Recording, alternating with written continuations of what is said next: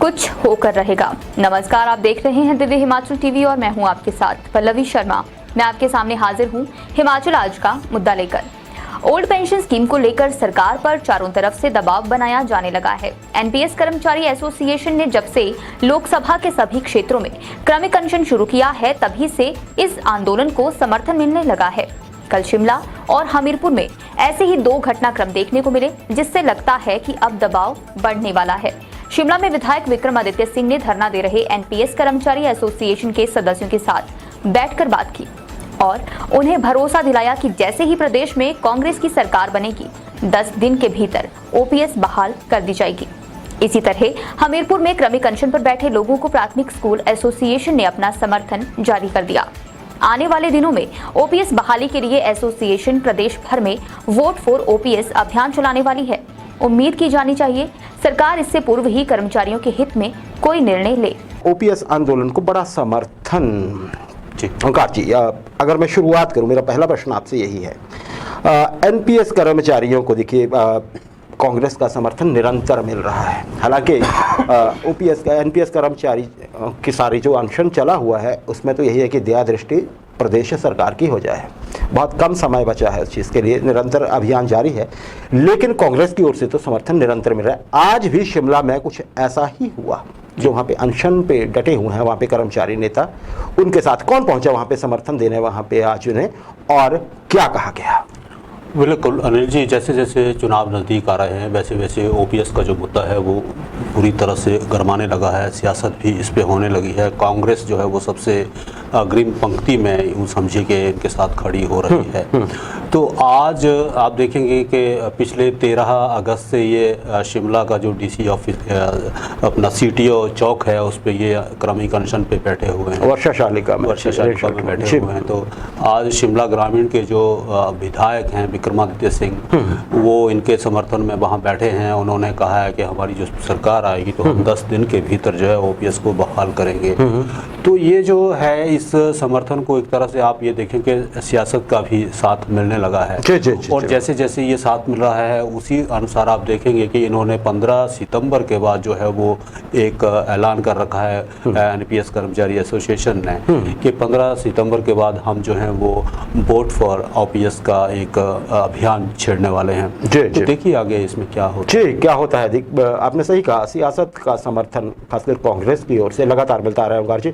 और जो गारंटीज दी हैं कांग्रेस ने, उसमें ये सारे फहरिस्त है। सबसे टॉप पे है कि हम 10 दिन के अंदर ओपीएस देंगे। उसी वादे को याद करवाने के लिए कांग्रेस के नेता जहाँ जहाँ पे भी अनशन जारी है इन कर्मचारियों का, वहाँ पहुँच रहे हैं और अपनी आवाज़ उनकी आवाज़ के साथ मिला रहे हैं। आज विक्रमादित्य सिंह जो पहुँचे थे, आपने सही कहा, वहाँ उन्होंने बिल्कुल ये कहा कि हम 10 दिन के भीतर सरकार बनती है तो कांग्रेस ओपीएस जो है वो जारी कर देगी सभी। लेकिन साथ ही साथ उन्होंने प्रदेश सरकार पे भी आरोप लगाया कि जानबूझ के नहीं कर रहे हैं, अगर करना चाहें तो तुरंत किया जा सकता है, बस इतना करना होगा कि थोड़ी सी फिजूल खर्ची सरकार रोक दे, जो विक्रमादित्य सिंह का आरोप था। ओंकार जी, ये तो हो गया समर्थन का एक पहलू, लेकिन आज कुछ ऐसा हुआ कि ये आंदोलन राजनीति से भी आगे बढ़ के समर्थन मिला है एनपीएस कर्मचारियों को। बात हम हमीरपुर की करेंगे ओंकार जी।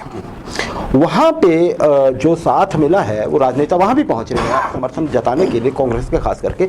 लेकिन आज जो लोग पहुँचे उनकी बात ही कुछ अलग थी।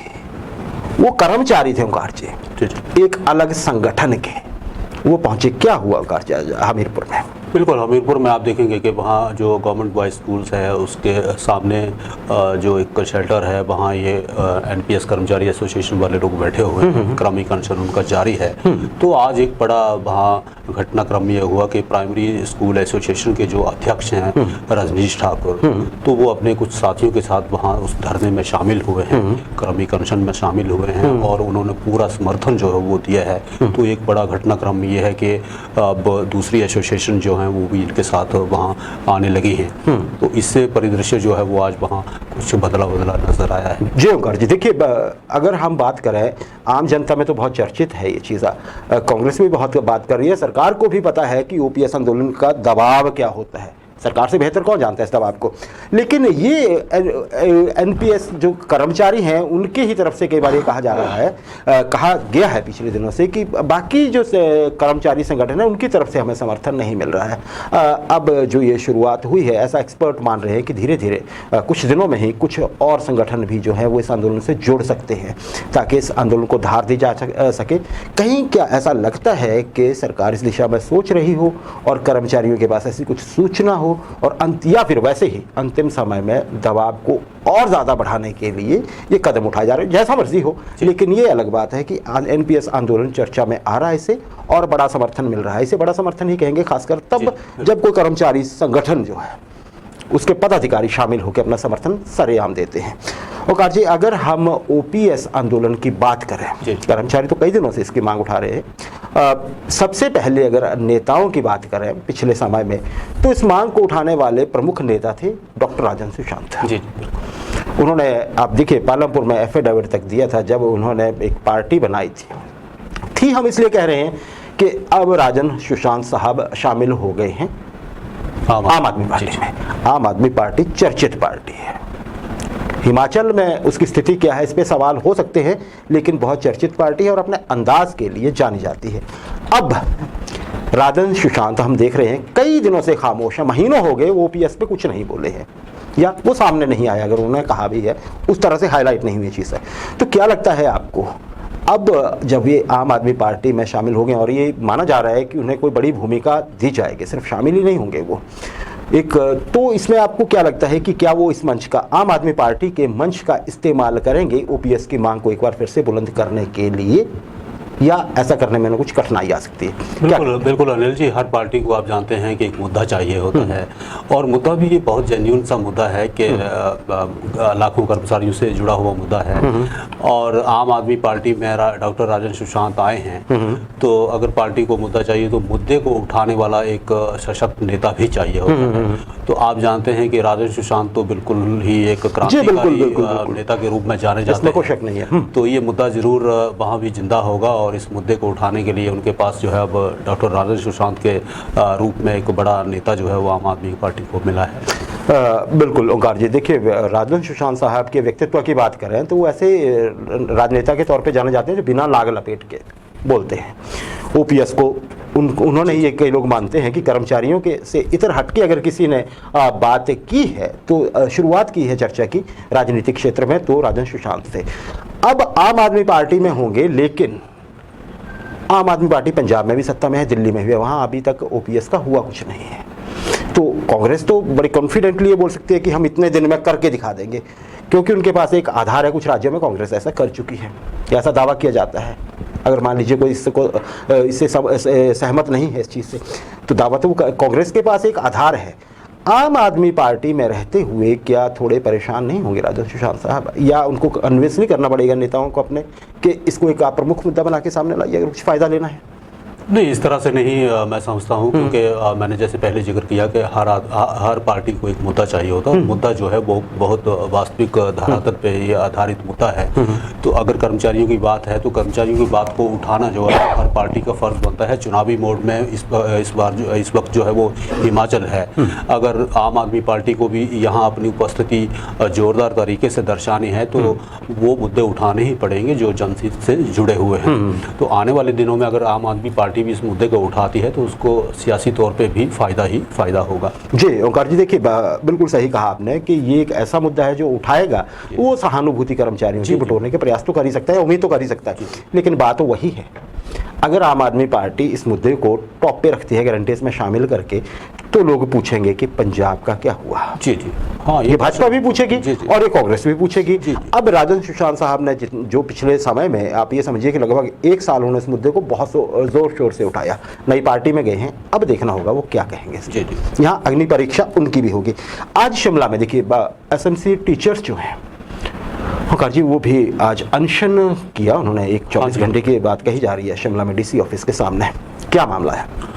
अनिल जी, मामला ये है कि एसएमसी टीचर्स जो हैं वो आप देखेंगे कि पूरे प्रदेश में हैं और कई लोग जो हैं वो दुर्गम स्थानों पे भी तैनात हैं और कई साल 2500 से ज़्यादा शिक्षक हैं और कई सालों से वहाँ वो तैनात हैं।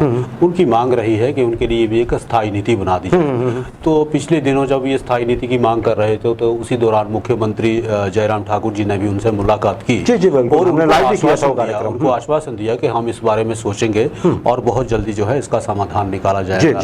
तो उस अवधि के दौरान जब एक दो बार कैबिनेट की मीटिंग भी बुलाई गई और एसएमसी के पॉलिसी को लेकर किसी भी कैबिनेट में उस मुद्दे को डिस्कस नहीं किया गया, तो आज उन्होंने एक सांकेतिक धरना दिया है और ये कहा है कि हमारे इस मुद्दे इशू को जो है वो सरकार को उठाना चाहिए। तो आज डीसी ऑफिस के बाहर ये सारे लोग इकट्ठा हुए और नारेबाजी और धरना का एक उन्होंने सांकेतिक रूप से जो है अपना रोष प्रकट किया। जी जी, ये सब मानते हैं ओंकार जी कि एसएमसी जो टीचर्स हैं इनका मुद्दा काफ़ी उलझा हुआ है। वो आरएनपी रूल्स की वजह से, जाहिर है आपने सही कहा कि मुख्यमंत्री साहब ये खुद सब लोग पहुंचे थे वहाँ पे शिमला में, और मुख्यमंत्री साहब याद है मुझे कि उस दिन शायद सत्र चला हुआ था, उसके बाद वो या एक मंत्रिमंडल की बैठक हो रही थी, मुख्यमंत्री साहब ने बीच में समय निकाल के ओपनली इनको संबोधित किया था। उस दिन उनकी डिमांड यही थी कि आप हमें पक्का करने की घोषणा कर दीजिए। वो तो नहीं, मुख्यमंत्री साहब ने ये कहा था कि देखिए अभी समय है हमारे पास, हम इस पर विचार करेंगे। हालांकि उन्होंने एक बात कही थी, कैजुअल लीव देंगे। अब कैजुअल लीव ही ये मांग रहे हैं कर्मचारी, लेकिन अब जो रूल्स हैं, सरकारी रूल हैं, तय नियम है कर्मचारियों को कैजुअल लीव देने के, उसमें ये एसएमसी टीचर उसके पात्र नहीं है एक तरह से नियमों के अनुसार, आरएनपी रूल्स की वजह से मैंने पहले कही। तो ये छुट्टी भी उनकी जो कैजुअल लीव ये मांग रहे हैं, इसे सरकार अब कोशिश कर रही है कि किसी और तरीके से कुछ और नाम देके छुट्टी की व्यवस्था तो कम से कम कर ही दी जाए। जो होता है वो दिख जाएगा, थोड़ा समय है, हालांकि शायद इस पे प्रयास हो रहे हैं कम से कम छुट्टी देने के। बाकी नीति की बात जो है वो अभी ऐसा हो जाए तो हमारी शुभकामनाएं, लेकिन अभी इस पे हलचल थोड़ी कम है इस मुद्दे को लेके। अच्छा ओंकार जी, आउटसोर्स कर्मचारियों की बात कर लेते हैं। सितंबर का महीना चला हुआ है, महेंद्र सिंह ठाकुर जो सब कमेटी के अध्यक्ष हैं, उनसे बात हुई थी इनके प्रतिनिधियों की, और उन्होंने कहा था कि जी हम सितंबर में ही बैठक करेंगे, सितंबर में ही कैबिनेट में पॉलिसी लाएंगे और सितंबर में ही अप्लाई भी कर देंगे। महेंद्र सिंह ठाकुर ने कहा है तो कर्मचारियों का यकीन तो बना हुआ है। अब ऐसी चर्चा है कि 1-2 दिन में ये मीटिंग हो सकती है। अब अगर ये मीटिंग हो जाती है तो क्या लगता है आपको कि जो नई अब कैबिनेट की बैठक है 3-4 दिन में, इसमें वो मसला आ सकता है पॉलिसी का या उसके अप्रूवल का? आपको क्या लगता है अपने अनुभव से? बिल्कुल अनिल जी, मीटिंग का इंतज़ार कई दिनों से कर्मचारी कर रहे हैं और मीटिंग अगर हो भी जाती है, पॉलिसी का ड्राफ्ट भी तैयार हो जाता है, वो पास भी हो जाता है, तो सबसे बड़ी चैलेंज क्या रहता है कि इम्प्लीमेंटेशन रहता है। अगर इसको कैबिनेट से भी अप्रूवल मिल जाता है, तब भी देखिए कि इसके इम्प्लीमेंटेशन के लिए कई बार कोई भी नीति बनती है तो उसकी कई टेक्निकलिटीज़ रहती हैं, उसको इम्प्लीमेंट करने में महीनों लग जाते हैं। तो अभी हम ये उम्मीद कर रहे हैं कि 15 सितंबर को जो कैबिनेट की मीटिंग होने वाली है उसमें शायद ही इस एजेंडा को रखा जाए, क्योंकि मीटिंग के बाद क्या डिस्कशन होगा, उसके क्या बिंदु सामने आएंगे, उस पर भी डिस्कशन होना है। उस डिस्कशन के बाद जो है इसको कैबिनेट में लाया जाएगा। तो अभी मीटिंग ही नहीं हुई है, तो जब मीटिंग नहीं हुई है तो इस दौरान क्या क्या होना है मीटिंग के बाद वो कोई भी अभी तय नहीं है चीज़ें। तो मुझे लगता है कि अभी आउटसोर्स पे हमें इंतज़ार जो है वो करना पड़ेगा। जी जी, बिल्कुल सही है ये आपका पक्ष। अब मैं दर्शकों को बताऊं, अपने जो हमारे दर्शक भी हैं, हमारे पास एक ओंकार जी जो अलग हटके एक सूचना है एसएमसी पॉलिसी को लेके, वो ये है कि अगर 1-2 दिन में बैठक हो जाएगी, सब कमेटी बहुत जल्दी में है इस काम को करने के लिए। सरकार भी चाहती है कि हम काम तुरंत हो जाए। एक मीटिंग होनी है, अगर 1-2 दिन में वो हो जाती है तो थोड़ा सा ड्राफ्टिंग जो होगी, क्योंकि अंतिम फैसले वहाँ पे होने हैं, वैसे तो तैयार है, तो उसमें 1-2 दिन और लग सकते हैं। तो ऐसी उम्मीद है कि ऐसी आशंका है कि शायद 50-50 वाला केस है कि अगली मंत्रिमंडल की बैठक में ये आए, लेकिन उससे अगली बैठक में ये अवश्यम भावी कहा जा रहा है कि इससे अगली बैठक है उसमें तो पक्का ही ये मामला आएगा और उसके बाद पॉलिसी तुरंत रिलीज करके ऑर्डर तो हो जाएंगे ओंकार जी।